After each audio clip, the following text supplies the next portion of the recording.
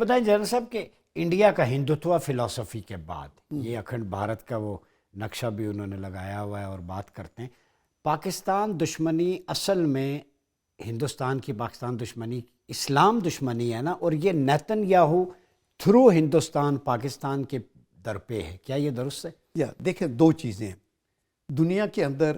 امریکہ میں سیاسی طور پہ پولیٹیکلی گین حاصل کرنا ہو تو اسرائیل کی تعریف کرنا ضروری ہے، ٹھیک ہے. انڈیا کے اندر آپ نے ووٹ لینا ہے تو پاکستان کو گالیاں دینی اور تھریٹ کرنا اور یہ کرنا وہ بڑا ضروری ہے. ان دو ملکوں میں ایک چیز کامن ہے، نیتن یاہو کہتا ہے گریٹر اسرائیل اور ادھر مودی کہتا ہے اکھنڈ بھارت، ٹھیک ہے. دونوں ایکسپیشنسٹ ہیں اور دونوں جو ہیں اپنی چادر سے زیادہ قدم بڑھانا چاہتے ہیں. ان کا انجام اللہ کے کرم سے آپ دیکھیں گے برا ہوگا. یہ انڈیا والے تو ڈس انٹیگریشن کی طرف جا رہے ہیں. یہ اگر مودی کو اگر اور تھوڑا ٹائم مل گیا اور جس طریقے سے اس نے اندر آپ دیکھیں خالستان والے چلا رہے ہیں، مسلمانوں سے زیادتی، منی پور کے اندر کرسچین کے ساتھ زیادتی، آسام والے مویسٹ کے ساتھ ریڈ کوریڈور ہے ان کا جہاں ان کی فوج بھی داخل نہیں ہو سکتی. تو اندر کی اس کے اوپر اور پھر بہار کے الیکشن اگلے مہینے میں آپ دیکھیں کہ بہار کے الیکشن بڑے امپارٹنٹ ہیں چونکہ بی جے پی کا ایسے جا رہا ہے نا اصل ہے. آپ دیکھیں کشمیر میں یہ حکومت کو ہار گئے اور ادھر وہ مسلمانوں کی حکومت بن گئی. اگر ادھر ہوتا ہے اور اس کے بعد یو پی اور بنگال میں بھی ہوتا ہے تو ان کی چھٹی ہو جائے گی، پھر ان کو کوئی آگے نہیں. اچھا جن صاحب بڑی اچھی بات، 20 سے زیادہ تحریکیں وہاں چل رہی ہیں. ہندوستان اندر سے کھوکھلا ہے، شرح غربت زیادہ ہے. دلی میں کسی بندے کو نمٹنے کے لیے واش روم نہیں ملتا اور باتیں ان کی دیکھیں کہ ہم یہ کریں گے. پچھلے دنوں انڈیا میں آئی لو محمد صلی اللہ علیہ وسلم ایک تحریک چلی، آپ نے دیکھا ہوگا. کچھ مسلمانوں نے پوسٹر پہ لکھا آئی لو محمد، وہ بینر پولیس نے اتارے، مسلمانوں کو مارا پیٹا.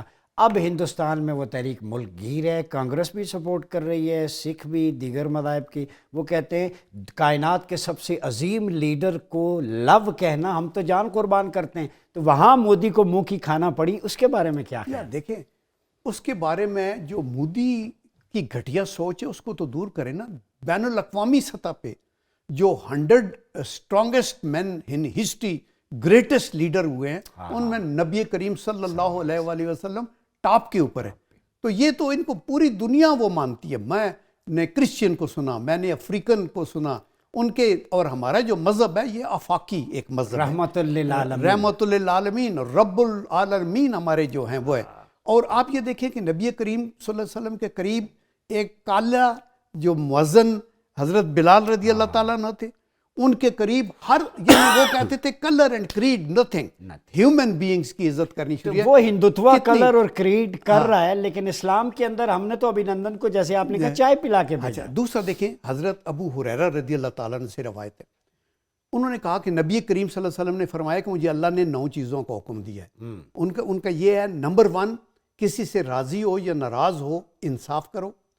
نمبر 2 میانہ روی رکھو. نمبر 3 انہوں نے یہ کہا کہ آپ کی نگاہ عبرت کی نگاہ ہونی چاہیے، آپ کی خاموشی غور و فکر کی خاموشی ہونی چاہیے.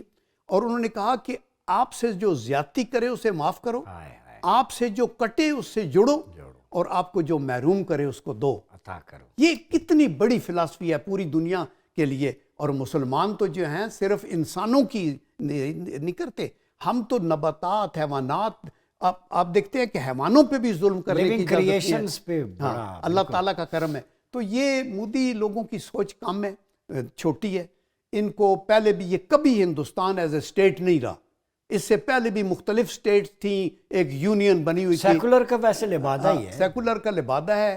اور ابھی یہ جو ظلم و ستم ہے، دیکھیں بنگلہ دیش ناراض، سری لنکا ناراض، آسام ناراض، پاکستان ناراض، آپ ہر طرف سے ہر قسم سے بنگلہ دیش ناراض، بھوٹان ناراض، تو مالدیپ ناراض. اس لیے ہم اپنے آپ کو مضبوط، اللہ کے کرم سے ہماری جو فلسفی ہے، قائد اعظم محمد علی جناح نے فرمایا تھا کہ ہم کسی کے خلاف جارحیت نہیں.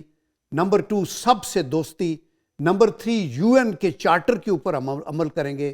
نمبر 4 ہم اوپریسڈ سپریسڈ نیشن کے ساتھ کھڑے ہوں گے، جس میں کون شامل ہے؟ کشمیری بھی، پیلسٹینین بھی شامل ہے. اور last but not the least انہوں نے کہا تھا کہ بین الاقوامی جو تعلقات میں، اس میں جو آنیسٹی اینڈ فیئر پلے وہ ہمارا. آج کل تو منافقت ہے نا، ایک بات ہم کرتے ہیں یو ٹرن لیتا ہے, دوسرا بات کرتا ہے یو ٹرن کرتا ہے. انہوں نے کہا تھا آنیسٹی اینڈ فیئر پلے اچھا ہمارا ہو. آخری بات بتا دیں, ہندوستان اس وقت آئسولیشن میں ہے ڈپلومیٹیکلی, یوں کہیں آئی سی یو میں ہے, اور پاکستان نکھر کے سامنے آیا ہے پوری دنیا میں. ابھی پرائم منسٹر کا ملیشیا کا وزٹ دیکھ لیں, آرمی چیف تھے, اس سے پہلے جتنی کانفرنسز ہوئی, امریکہ میں گئے. پوری دنیا میں جو پروٹوکول, جو عزت اور وقار اللہ رب العزت نے دیا ہے, اللہ کا کرم ہے وہ, ظاہر ہے بینگ اے بلیور ہم سمجھتے ہیں. تو ہندوستان کا تکبر خاک میں ملا, پاکستان کی عاجزی نے, برداشت نے, تحمل نے اسے سر بلند کر دیا. یہ بالکل دیکھیں اللہ کا یہ کرم ہے, ہم سرخرو ہوئے. ہماری جو عجز اور تحمل مزاجی کی, جیسے آپ نے بتایا, جو پالیسی ہے وہ حق اور سچ پہ مبنی تھی. ہم یہ کہتے رہے کہ ہم ٹیررزم نہیں کر رہے انڈیا میں, انڈیا نے ہمیں FATF کے اندر ڈلوا کے وہاں ہمارے خلاف وہ کرتا رہا. ہم یہ کہتے تھے ہم ٹیررزم کے خود شکار ہیں, جتنی قربانیاں ہم نے ٹیررزم کی دی ہے وہ کبھی بھی ہے. تو اس لیے پاکستان تو, اور ہم یہ کہتے ہیں ہمارے کوئی اوفینسو ڈیزائن نہیں ہے, اللہ کا یہ کرم ہے, ہم ایک سٹرونگ نیشن ہے. اور آپ نے اس کا مظاہرہ دیکھ لیا ہے کہ ہمارے پولیٹیکل ڈیفرنس ہو سکتے ہیں, زندہ قوموں کے اندر ڈیفرنٹ پوائنٹ آف ویوز ہو سکتے ہیں, لیکن ہم سب ایک ہیں یہ جو قومی سلامتی کی تھریٹ کے خلاف. اور ہمیں فخر اپنی آرم فورسز پہ, اور اپنے جو لیڈر ہیں فیلڈ مارشل عاصم منیر صاحب اور ان کی قیادت کے اندر جو, اور ہمارے جو میں نے کہا سیلر, ہمارے جو ایئر مین ہیں, اور ان ساروں کے ساتھ. تو اللہ کے کرم سے مضبوطی کے ساتھ ہم آگے جائیں. بہت شکریہ جنرل ریٹائرڈ عبدالقیوم صاحب.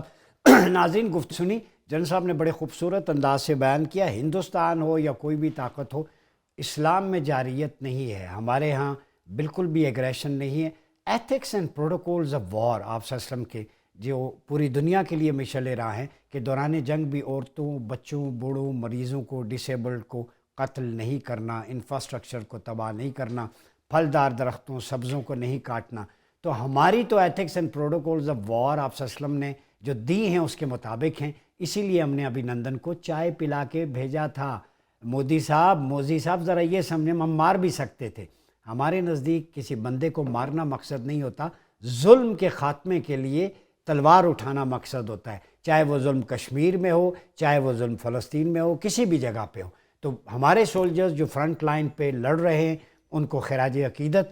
10 دروازے آپ کے لیے ہیں, 10 درجات ہیں حدیث میں جو خوارج کے خلاف لڑتے ہیں. ان اشعار کے ساتھ اجازت چاہوں گا کہ میں اپنے خواب سے کٹ کر جیوں تو میرے خدا, اجاڑ دے میری مٹی کو در بدر کر دے, میری زمین میرا آخری حوالہ ہے, سو میں رہوں نہ رہوں اس کو بار بار کر دے.